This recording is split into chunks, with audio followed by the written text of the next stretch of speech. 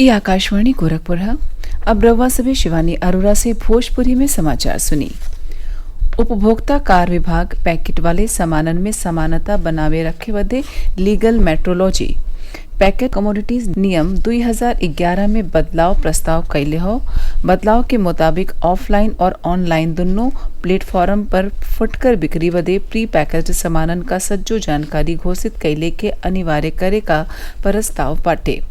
उपभोक्ता कार्य मंत्रालय कहले हवे कि बदलाव से पैकेट बंद सामानन बदे बरोबर का मानक बनावल रखला में मदद मिली, जैसे अलग अलग ब्रांड उत्पाद में स्थिरता निष्पक्षता के बढ़ावा मिली।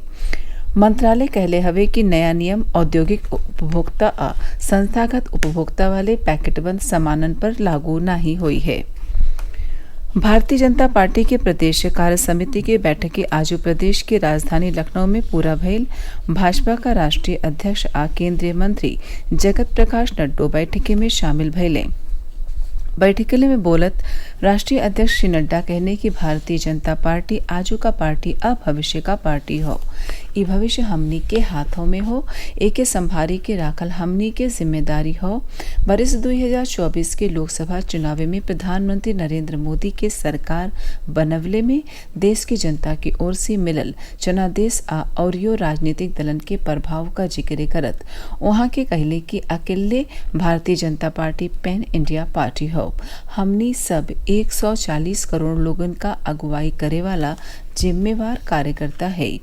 बैठकी के संबोधित करते मुख्यमंत्री योगी आदित्यनाथ कहले कि बरिस 2014, 2017 और 2022 में भारतीय जनता पार्टी का जवन वोट प्रतिशत रहे उन्हें बरिस 2024 के लोकसभा चुनाव में भी रहल हो। वहां के कोविड के कठिन दौर में भाजपा कार्यकर्ता के सेवा भाव और समर्पण का जिक्र करी कैली और पुरहर मनोबल के साथे एके जारी रखने का अर्जी कैली। बैठक में राष्ट्रीय महामंत्री अरुण सिंह, विनोद तावडे, प्रदेश अध्यक्ष भूपेंद्र सिंह चौधरी, उप मुख्यमंत्री केशव प्रसाद मौर्य ब्रजेश पाठक के लेके संगठन का कई गो सीनियर पदाधिकारी और जनप्रतिनिधियों हिस्सा लिहले। बरिस बंदा से पानी छोड़ने के नाते प्रदेश का 16 जिलन में बाढ़ का मध्यम से लेकर भारी प्रभाव कायम बा। ये में लखीमपुर खीरी, बलरामपुर, कुशीनगर, शाहजहांपुर, बलिया, बस्ती, सिद्धार्थनगर, बाराबंकी, सीतापुर, बरेली, गोरखपुर, आजमगढ़, हरदोई, अयोध्या, गोंडा और बहराइच जिला शामिल हवे। हमरे बलरामपुर प्रतिनिधि बतवले हवे कि ओहवा बाढ़ के हालत में तनिक सुधार भइल बा राप्ती नदी का जल स्तरों खतरा के निशान से नीचे आ गइल बाटे। शाहजहांपुर जिला में बाढ़ का पानी घटने पर लोग अपने घरन के लौटल शुरू कई दिल हवे। फर्रुखाबाद जिला में आजो भी नहीं नरोरा बांध से 35,000 क्यूसेक, बिजनौर बैराज से 28,000 क्यूसेक और हरिद्वार बांध से 25,000 क्यूसेक पानी छोड़ल गये। यह से गंगा नदी का जलस्तर 135.35 मीटर गंगा नदी का जलस्तर 137.05 मीटर पहुंची गयल बा। उन्नाव जिला में गंगा नदी का पानी चेतावनी चिन्ह 112 मीटर से खाली 52 सेंटीमीटर दूर रहल गयल बा। पीलीभीत जिला में बाढ़ का पानी घटले के सतही बीमारियन का खतरा बढ़ी गयल हो। यह के देखल ओहा पूरनपुर तहसील के चंदिया हजारा गांव में स्वास्थ्य शिविर का आयोजन कयल गयल। संत कबीर नगर जिला में घाघरा, राप्ती और कुआनो नदी के जल स्तर में लगातार बढ़ोतरी हो रही हो। झारखंड का मुख्यमंत्री हेमंत सोरेन आज परिवार के साथ विंध्याचल धाम पहुंच के माता विंध्यवासिनी के दर्शन पूजन कैले। संवाददाता लोगन से बतियावत उहाँ के कहले कि माता के दर्शन से उहाँ के बल मिलेला।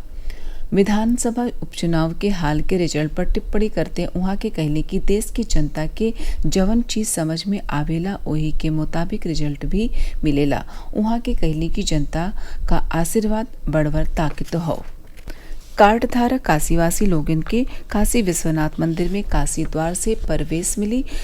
नेमी दर्शनार्थी जहवा से प्रवेश करत रहले वहीं से प्रवेश कई के दर्शन करिए। ई जानकारी मंदिर का मुख्य कार्यपालक अधिकारी विश्वभूषण मिश्र दिले। वहां के बतवले कि काशी के लोगिन बदे बनावल गईल काशी द्वार का ट्रायल सफल रहल। वहां के फरिया के कहले कि फिलहाल काशी द्वार सज्जो काशीवादियन बदे नाही शुरू कईल जा गईल हो। वहां की ये बात पर जोर देले कि पहले से जवन सुविधा चली आ रहल हवे ओ सज्जो सुविधन के बन्न नाही कईल गईल हो। समाचार पूरा भइल। नमस्कार।